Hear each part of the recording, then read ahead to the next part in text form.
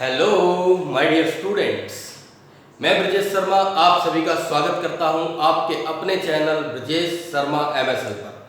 अगर आप मेरे चैनल पर नए हैं तो आप चैनल को सब्सक्राइब करिए and press the bell icon too, उसको भी दबाइए जिससे कि आपको नोटिफिकेशंस मिलते रहे। दोस्तों, हम लोग English speaking course day by day discuss कर रहे हैं और आज डे 3 में मैं आपका स्वागत करता हूं। अभी तक हमने डिस्कस किया है प्रेजेंट इंडेफिनिट और प्रेजेंट इंडेफिनिट में किस तरीके से हम लोग अफर्मेटिव सेंटेंसेस बनाते हैं, किस तरीके से नेगेटिव सेंटेंस बनाते हैं और किस तरीके से हम क्या वाले वाक्यों को बनाते हैं, ये हम डिस्कस कर चुके हैं। तो आइए उसी संदर्भ में आगे बढ़ें और आज हम सीखेंगे कि किस तरीके से हम ऐसे सेंटेंसेस को बना पाएंगे जिनमें कोई क्वेश्चन होता है, जैसे तुम कहाँ जाते हो, तुम कब जाते हो, तुम कब उठते हो, तुम कैसे पढ़ते हो, तुम किसके साथ पढ़ते हो, तुम किसके साथ घूमने जाते हो। ये सारी चीज़ें जब आती हैं तो इसके लिए मैंने आपको एक टेक्निक बताया था कि ये सेंटेंसेस में WH फैमिली वर्ड्स का यूज़ करते हैं और हमने कुछ WH फैमिली वर्ड्स यूज़ करना सीखा। क्या होते हैं WH फैमिली वर्ड्स, वो हमने पिछले वीडियोस में देखा था। क्या थे? Why, when, where, what, who, whose, which, whom, how. Why, when, where, what, who, whose, which, whom, how. तो आज हम सीखेंगे कि इनका प्रयोग करके किस तरीके से हम क्वेश्चन वाले सेंटेंसेस को बनाते हैं। तो आइए let's welcome day 3 present indefinite tense. ऐसे सेंटेंसेस जिनके एंड में ता है, ती है, ताहू, ते हैं इत्यादि आता है, वो सभी प्रेजेंट इंडेफिनिट टेंस के सेंटेंसेस कहलाते हैं। अमूमन, नॉर्मली बहुत से सेंटेंसेस ऐसे भी होते हैं जिनमें ताहा नहीं आता है, फिर भी वो प्रेजेंट इंडेफिनिट होते हैं, उसको हम आगे डिस्कस करेंगे। जैसे मैं सुबह 5 बजे उठता हूँ, क्या तुम स्कूल जाते हो, तुम कब पढ़ते हो, तुम किसके साथ घूमने जाते हो, तुम नहीं पढ़ते हो, तुम खाना नहीं खाते हो, क्या तुम स्कूल नहीं जाते हो। जिन सेंटेंसेस में भी एंड में ता है, ती है, ते हैं, ता, हूं, ये सब आता है, वो कहलाता है प्रेजेंट इंडेफिनिट। तो दोस्तों, ये तो बात हुई इसके हिंदी सिंबल की। अब हम बात करते हैं इसके इंग्लिश रूल्स की। सबसे पहला रूल है rule number 1, first form of the verb.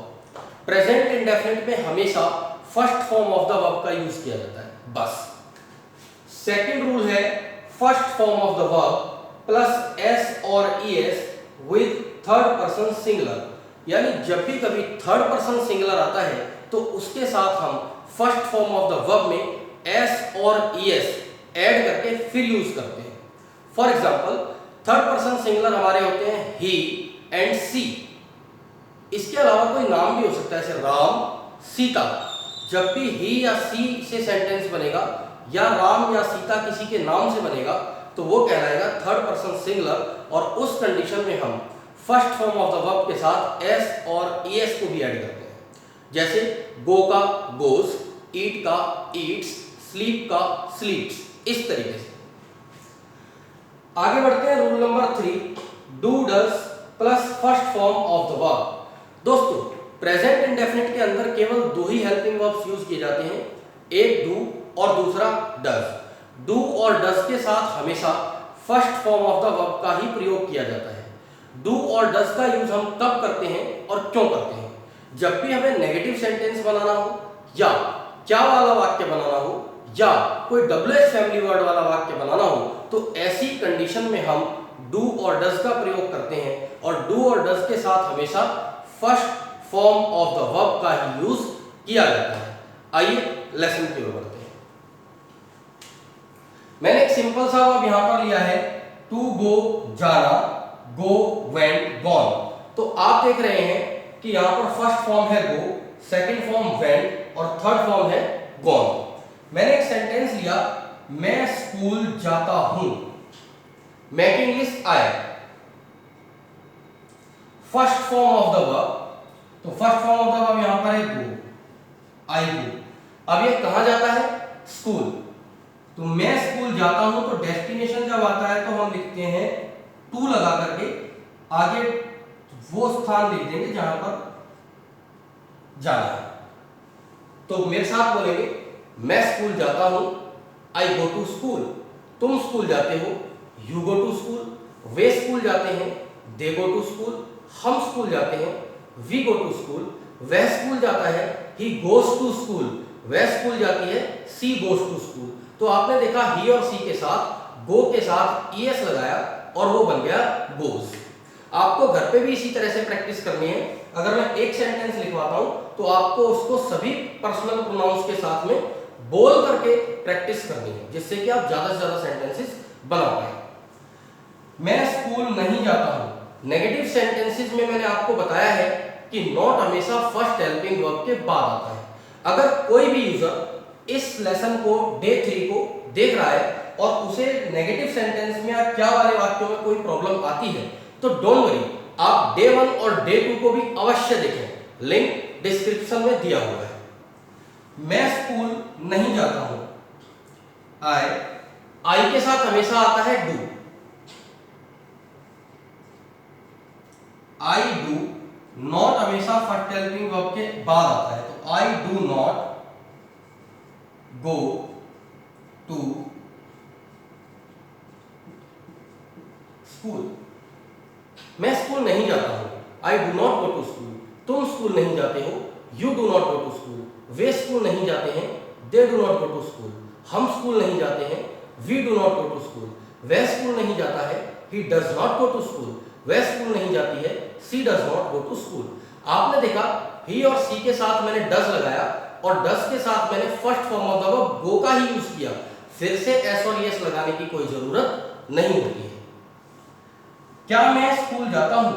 जब भी सेंटेंस क्या से स्टार्ट होता है तो हम उसे हेल्पिंग वर्ब से स्टार्ट करते हैं और हेल्पिंग वर्ब यहां है do.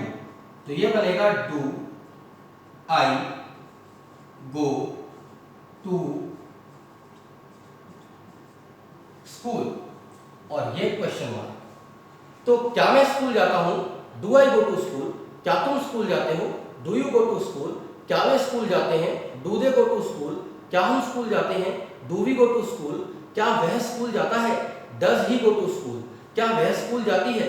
Does she go to school. तो आपने देखा क्या वाले वाक्यों में डू और डज यानी कि हेल्पिंग वर्ब से सेंटेंसेस को स्टार्ट किया जाता है।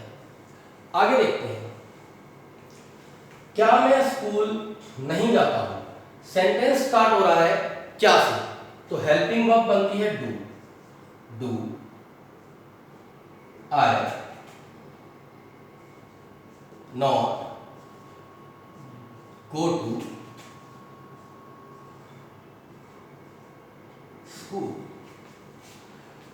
दोस्तों नेगेटिव सेंटेंस बनता है मैं स्कूल नहीं जाता हूं, I do not go to school. आप इस डू को फर्स्ट आगे लगाएंगे, फर्स्ट हेल्पिंग वर्ब को, तो ये बन जाएगा do I not go to school. क्या तुम स्कूल नहीं जाते हो? Do you not go to school. क्या वे स्कूल नहीं जाते हैं? Do they not go to school. क्या हम स्कूल नहीं जाते हैं? Do we not go to school. क्या वह स्कूल नहीं जाता है? Does he not go to school. क्या वह स्कूल नहीं जाती है? Does she not go to school. तो आपने देखा कि वाक्य में अगर क्या आ रहा है तो हम फर्स्ट हेल्पिंग वर्ब से ही सेंटेंस को हमेशा स्टार्ट करते हैं। आगे देखिए, मैं स्कूल क्यों जाता हूं? अब ये हमें सीखना है। दोस्तों आपने WH फैमिली वर्ड सीखे हैं, why, when, where, what, who, whose, which, whom, how। इसकी प्रैक्टिस करते रहिए। इसके लिए मैंने पिछले वीडियो में डिटेल आपको दिया हुआ है। अब देखिए, मैं स्कूल क्यों जाता हूं? यह वाक्य है क्यों, कहां, कैसे, कब, किसके साथ, उस तरह का सेंटेंस। तो इसमें क्वेश्चन बन रहा है क्यों से। ध्यान से समझना। आप थोड़ी देर के लिए इस क्यों को भूल जाइए। भूल गए? बचेगा मैं स्कूल जाता हूं। मैं स्कूल जाता हूं की English I go to school. अगर मैं इसका क्या वाला वाक्य बनाऊं, क्या मैं स्कूल जाता हूं, तो यह बनेगा do I go to school. तो दोस्तों आपके सामने जब भी क्यों आ जाए या कहां आ जाए या कैसे आ जाए सेंटेंस के अंदर, तो आप उसका क्या वाला वाक्य बना दो, हेल्पिंग वर्ब से स्टार्ट करें। जैसे मैंने इसको हेल्पिंग वर्ब से स्टार्ट किया तो ये बना do I go to school. अब ध्यान रखना है कि यहां आ रहा था क्यों, और क्यों की इंग्लिश होती है वाई। क्यों की इंग्लिश वाई। तो ध्यान रखना है कि ये जो हेल्पिंग वर्ब होती है, इस हेल्पिंग वर्ब से पहले हमें ये WH फैमिली वर्ड यूज करना होता है। तो ये बना why do I go to school. एक बार फिर से समझते हैं। जब भी कभी सेंटेंस में कोई WH फैमिली वर्ड हो, क्यों, कहां, कैसे, कब, किसके साथ, तो आप उस सेंटेंस को हेल्पिंग वर्ब से स्टार्ट कर दीजिए और उस हेल्पिंग वर्ब से पहले क्या लगाइए, वो WH फैमिली वर्ड जिससे क्वेश्चन बनता है, यानी why, when, where, what, who, whose, which, whom, how. तो आपने देखा मैं स्कूल क्यों जाता हूं, इसकी इंग्लिश बनी why do I go to school. तुम स्कूल क्यों जाते हो, why do you go to school. वे स्कूल क्यों जाते हैं, why do they go to school. हम स्कूल क्यों जाते हैं, why do we go to school. वह स्कूल क्यों जाता है, why does he go to school. वह स्कूल क्यों जाती है, why does she go to school. अब ध्यान में रखने वाली बात यह है कि जब भी कभी WH फैमिली वाला सेंटेंस आपके पास आता है तो उसको इस तरीके से ही बनाया जाएगा। और देखिए WH फैमिली वर्ड और ये first helping verb, WH family word और हेल्पिंग वर्ब, ये दोनों साथ में है। जब ये दोनों साथ में आते हैं तो सेंटेंस करेक्ट माना जाता है। आगे देखिए, मैं स्कूल क्यों नहीं जाता हूं। अब फिर क्यों आ गया, मैं स्कूल नहीं जाता हूं, इसकी इंग्लिश होगी I do not go to school. आप इसे हेल्पिंग वर्ब से स्टार्ट कर दीजिए, do I not go to school. अब इस डू से पहले आप क्या लगाएंगे, क्यों, और क्यों की इंग्लिश होती है व्हाई। तो ये सेंटेंस बनेगा why do I not go to school. तो मेरे साथ आप बना सकते हैं। अब आप फिर देख रहे हैं WH और हेल्पिंग वर्ब, ये दोनों साथ हैं।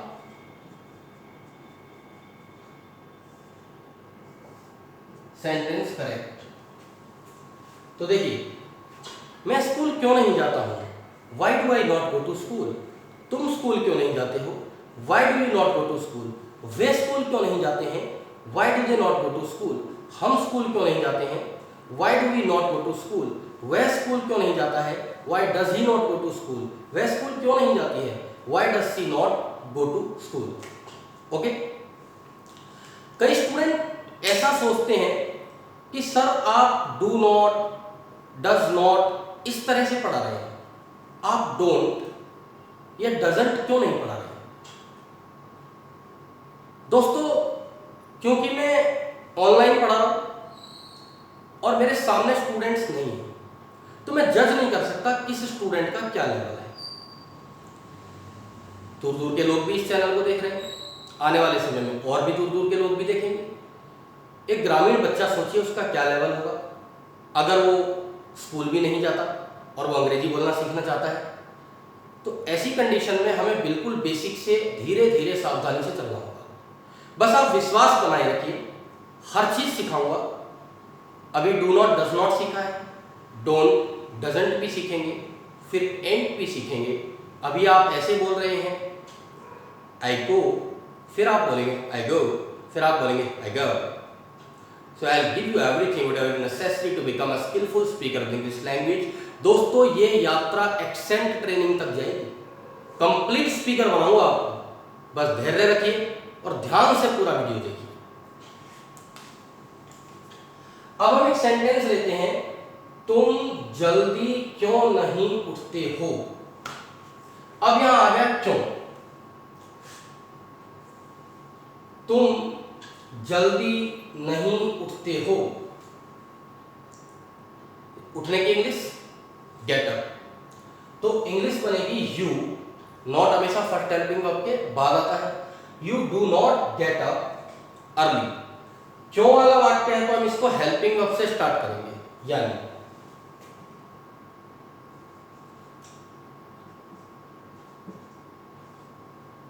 Do you not get up early. Do से पहले क्या लग जाएगा, why. Why do you not get up early, तुम जल्दी क्यों नहीं उठते हो, why do you not get up early. इस तरीके से बोलना है। स्टार्टिंग में थोड़ा प्रैक्टिस होगा, फिर आपकी जुबान को ये रट जाएगा और आपकी जुबान पे चढ़ जाएगा। मसल को एक बार याद हो गया, कभी नहीं भूलोगे। तुम कब नहाते हो, कब को हटा दो, तुम नहाते हो। नहाने की इंग्लिश टेक बाथ। इंग्लिश बनेगी यू टेक बाथ। कब नजर आ रहा है तो हेल्पिंग वर्ब से स्टार्ट करेंगे। हेल्पिंग वर्ब है डू।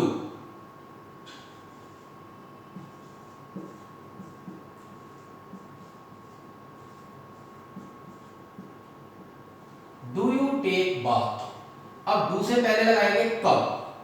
कब की इंग्लिश होती है व्हेन। तो सेंटेंस बनेगा when do you take bath. तुम कब नहाते हो, when do you take bath, like this. तुम घूमने के लिए कहां जाते हो, ये कहां को हटा दो, तुम घूमने के लिए जाते हो। घूमने की इंग्लिश होती है वॉक और जाने की गो। तो तुम घूमने के लिए जाते हो, you go for a walk. अब इसमें क्या है, कहां आ रहा है, तो हम इसको किससे स्टार्ट करेंगे, हेल्पिंग वर्ब से स्टार्ट करेंगे। और हेल्पिंग वर्ब क्या है, डू। तो ये बनेगा डू यू गो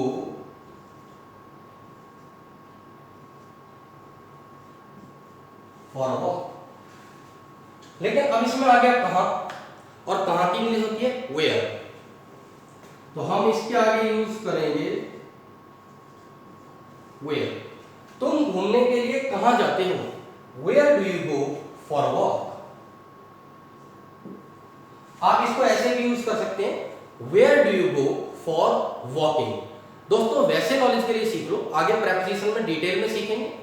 जब भी कभी फॉर आ जाता है तो उसके बाद आईएनजी फॉर्म लगती है, जैसे for reading, for walking, for taking something, कुछ भी। आगे देखते हैं, तुम रात भर कैसे पढ़ लेते हो। अब यहां आ गया कैसे, कैसे को हटा दो, तुम रात भर पढ़ लेते हो। ओके, तो तुम रात भर पढ़ लेते हो। पढ़ने की इंग्लिश होती है स्टडी, और रात भर मतलब all night. You study all night. इसको ऑल नाइट लॉन्ग भी कह सकते हैं। लेकिन अब यहां पर आ रहा है कैसे, तो हम क्या करेंगे, इसको स्टार्ट करेंगे हेल्पिंग वर्ब से। हेल्पिंग वर्ब होती है तुम के लिए डू।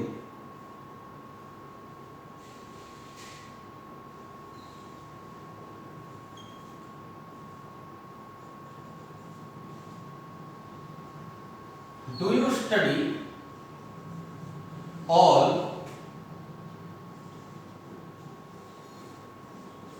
नाइट। ऑल नाइट भी लिख सकते हैं और इसको हम ऑल नाइट लॉन्ग भी लिख सकते हैं, एक ही बात है। Do you study all night long. अच्छा कई लोग कहते हैं सर होल नाइट लिखे, होल नाइट नहीं, ऑल नाइट। आगे जाकर के और ज्यादा क्लियर करेंगे। अब यहां कैसे आ गया, और कैसे की इंग्लिश होती है हाउ, तो वो डू से पहले रहेगा।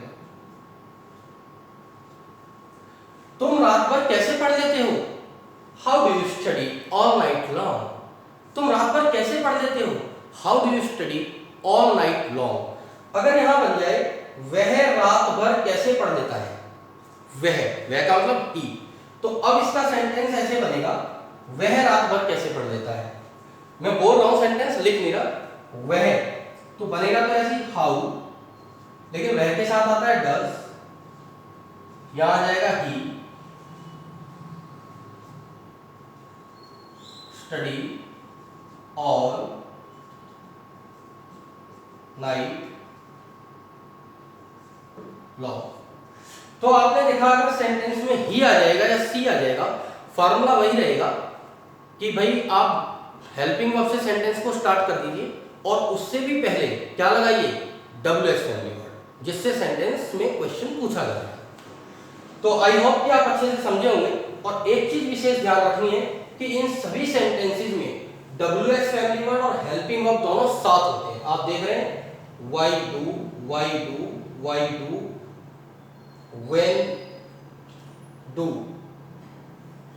where do, how do। तो आप देख रहे हैं how does। जब भी कभी क्वेश्चन वाला यानी WH फैमिली वाला why, when, where, what, who, whose, which, whom, how, ये वाला सेंटेंस जब भी आएगा तो हम हेल्पिंग वर्ब से स्टार्ट करेंगे और उससे भी पहले WH फैमिली वर्ड का यूज करेंगे। और दोस्तों WH फैमिली वर्ड और हेल्पिंग वर्ब दोनों साथ साथ आने चाहिए। ओके, तो आपके पास मैंने अभी तक लगभग 20 to 25 वर्ब्स तो आपको दे ही दिए होंगे। तो आपको घर पे इसी तरीके से प्रैक्टिस करनी है। कोई वाई का सेंटेंस बनाओ, कोई व्हेन का बनाओ, कोई वेयर का बनाओ, कोई हाउ का बनाओ। अभी होम, हुज वगैरह पर ज्यादा टेंशन मत लेना, आराम से सीखेंगे। तो हम हर तरह का सेंटेंस बनाना सीख गए। एक बार थोड़ा सा समराइजेशन देता हूं। Affirmative sentence first form of the verb I go, मैं जाता हूं। नेगेटिव नॉट हमेशा फर्स्ट हेल्पिंग वर्ब के बाद आता है, आई डू नॉट गो। क्या वाला हेल्पिंग वर्ब से स्टार्ट होता है, क्या मैं जाता हूं, डू आई गो। क्या मैं नहीं जाता हूं, डू आई नॉट गो। और अगर WH फैमिली वर्ड वाला आता है तो हेल्पिंग वर्ब से स्टार्ट होगा और उससे भी पहले WH फैमिली वर्ड लगाया जाएगा। तुम कहां जाते हो, वेयर डू यू गो। वह कहां जाता है, वेयर डज ही गो। तो आई होप कि अच्छे से समझ आया होगा। इनकी प्रैक्टिस करिए। नेक्स्ट लेक्चर के अंदर प्रेजेंट इंडेफिनिट के बहुत सारे सेंटेंसेस लेकर के आऊंगा और उन सबको आपकी जुबान पर बैठाना है, क्योंकि दोस्तों जुबान पर सेंटेंस बैठा तो फिर फटाफट बोला भी जाएगा और बस मजा आ जाएगा। तो कल दिखाएंगे चमत्कार। तब तक के लिए नमस्कार। खूब प्रैक्टिस करिए, चैनल को सब्सक्राइब करिए। जय श्री कृष्ण।